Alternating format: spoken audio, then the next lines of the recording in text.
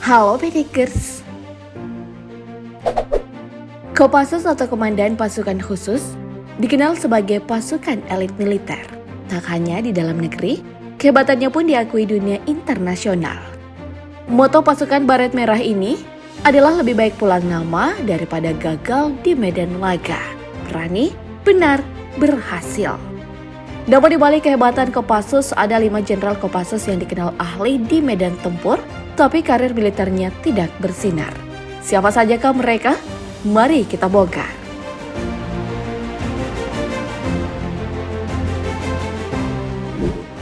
Pertama adalah Letnan Jenderal TNI Purnawirawan Sintong Hamonangan Panjaitan. Sintong kelahiran 4 September 1940, setahun setelah menyelesaikan pendidikan di Akademi Militer Nasional.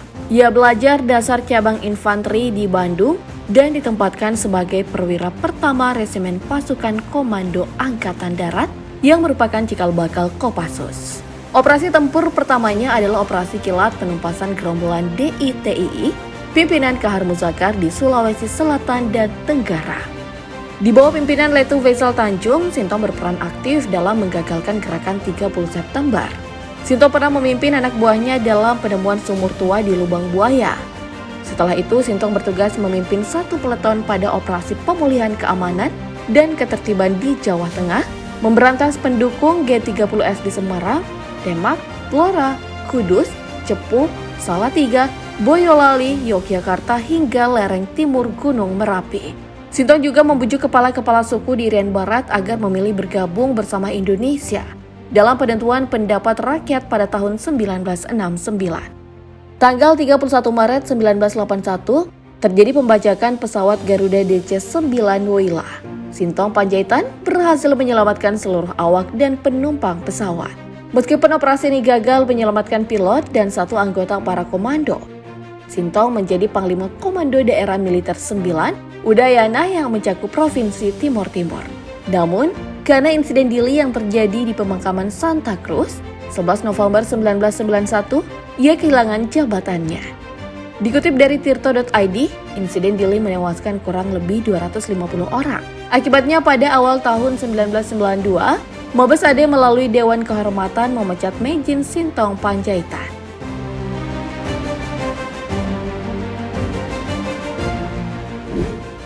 Selanjutnya ada Jenderal TNI Purnawirawan Prof. Dr. Abdullah Mahmud Hendro Priyono. Hendro Priyono lahir 7 Mei 1945, merupakan alumni Akademi Militer Nasional.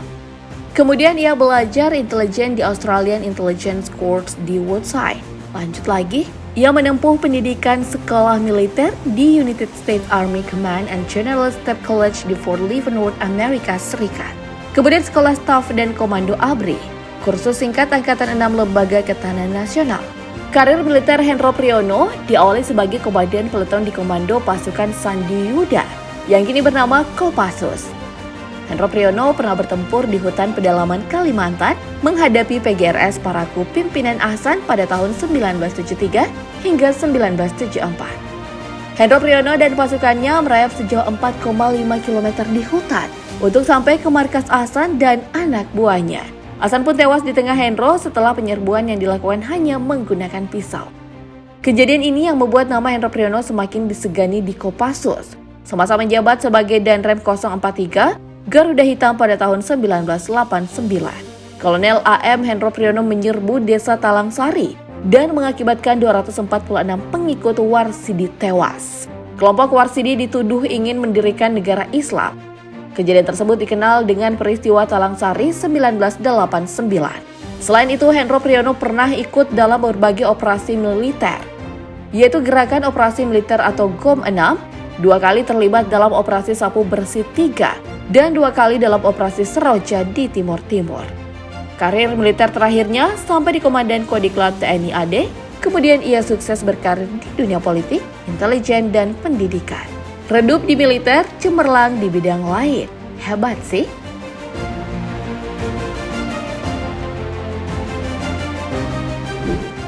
Berikutnya ada Jenderal TNI Dr. Purnawirawan Agung Gumelar MSc. Agung Gumelar lahir pada 17 Desember 1945. Ia adalah lulusan dari Akademi Militer Nasional Magelang.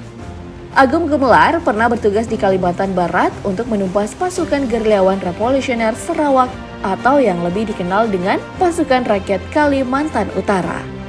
Setelah itu Agung juga diterjunkan dalam operasi militer di Aceh hingga di Papua, yang menghabiskan sepanjang karir militernya di pergerakan intelijen dan Kopassus. Agung Gumelar juga menjadi bagian dari operasi Seroja di Timur Timur sejak 1975. Kala itu, ia memimpin pasukan bernama Nanggala V dan memilih jalan persuasif untuk menjalankan misinya. Agung berhasil meyakinkan pimpinan Fretilin Vincencio Vieras untuk bergabung dengan Indonesia. Namun sayangnya, Agung Gumelar menjalin kontak politik dengan partai PDI Perjuangan. Sehingga, ia dianggap tak loyal dengan pemerintah Orde Baru. Tugas terakhirnya di bidang militer ialah memimpin Kodam Mira Buana 7. Selanjutnya, ia berkecimpung di dunia politik. Padahal, pendekatan tanpa kekerasan malah jauh lebih damai ya.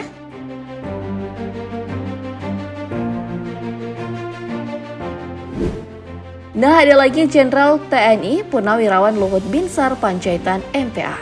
Lahir 28 September 1947, memulai karir menjadi Komandan Peleton 1 Grup 1 Para Komandan Kopassus 1971. Luhut Panjaitan juga dikenal sebagai perintis berdirinya Detasemen 81 1981, yaitu Satuan Khusus Penanggulangan Teror di Kopassus. Selama karirnya di militer, Luhut menempuh 11 kali pendidikan militer bergengsi. Dari Royal Army Special Air Service, Inggris hingga Jungle Warfare Instructor Training Corps, US Army Special Force, Fort Bragg, Amerika Serikat. Tercatat 8 kali Luhut mendapatkan pelatihan militer di Amerika Serikat, sekali di Inggris dan 2 kali di Jerman Barat. Posisi terakhir Luhut di Kopassus adalah sebagai Komandan Pusat Pendudukan Pasukan Khusus Grup 3 Sandiuda. Setelah itu Luhut ditunjuk sebagai Komandan Pusat Kesenjataan Infanteri TNI Angkatan Darat.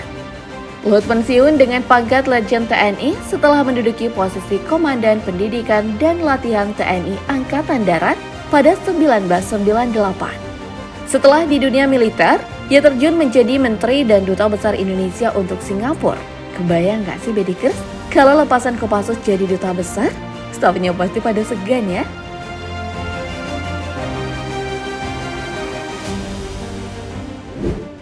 Dan terakhir adalah mantan Presiden ke-6, yaitu Jenderal TNI Susilo Bambang Yudhoyono.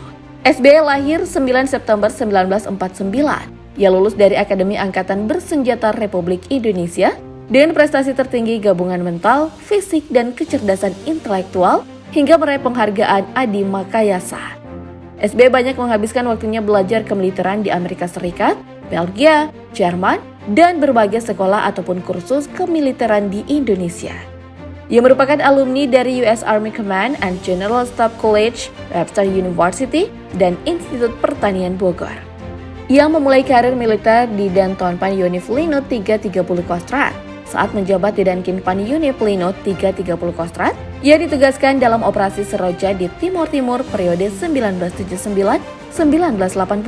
Tahun 1997, ia diangkat sebagai Kepala Staf Teritorial TNI dengan pangkat Letnan Jenderal sekaligus menjadi jabatan terakhirnya di militer. Kemudian, ia berkecimpung di dunia politik. Meskipun berakhir cepat di militer, kalau akhirnya jadi presiden, jauh lebih hebat ya. Dan dari kelima Jenderal Kopassus inilah yang hebat di medan tempur. Siapa nih jagoan Bedikers?